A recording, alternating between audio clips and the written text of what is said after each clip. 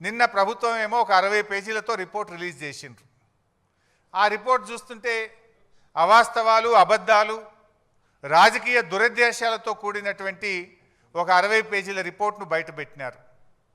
ఇప్పుడు ఇంతకది పూర్తి రిపోర్టా, కమిషన్లో ఉన్న విషయాలే చెప్పారా, ప్రభుత్వం ఏమన్నా వండి వార్చిందా? ఇప్పుడు పూర్తి రిపోర్ట్ బయటకు వస్తే డెఫినెట్గా బీఆర్ఎస్ పార్టీ ఇంకా గట్టిగా స్పందిస్తాం. అసెంబ్లీలో పెడతామంటున్నారు. అసెంబ్లీలో 650 పేజీల రిపోర్టు పెట్టండి, చీల్చి చెండాడతాం, నిజాలు ప్రజల ముందు పెడతాం, వాస్తవాలను నిగ్గుదిల్చే విధంగా అన్ని విషయాలను కూడా శాసనసభ వేదికగా ఈ ప్రభుత్వాన్ని నిలదీస్తాం. ఎందుకంటే ఇప్పుడు ఆ విషయాలు నిజంగా కమిషన్ రిపోర్ట్లో ఉన్న విషయమా, కమిషన్లో లేనిది ప్రభుత్వం ఏమన్నా కల్పించి కొన్ని చెప్పిందా అనేటువంటిది తేలాల్సినటువంటి అవసరం ఉంది. ఎట్లా ఉందంటే నచ్చిన పేరాలు లీకులు, నచ్చని నాయకులు బాధ్యులు అన్నట్టు ఉంది.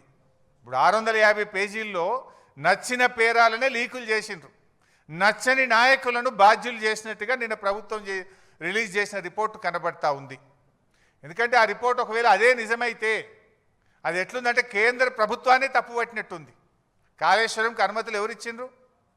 TAC, technical advisory committee report is given by government of India, కేంద్ర ప్రభుత్వమే ఇచ్చింది.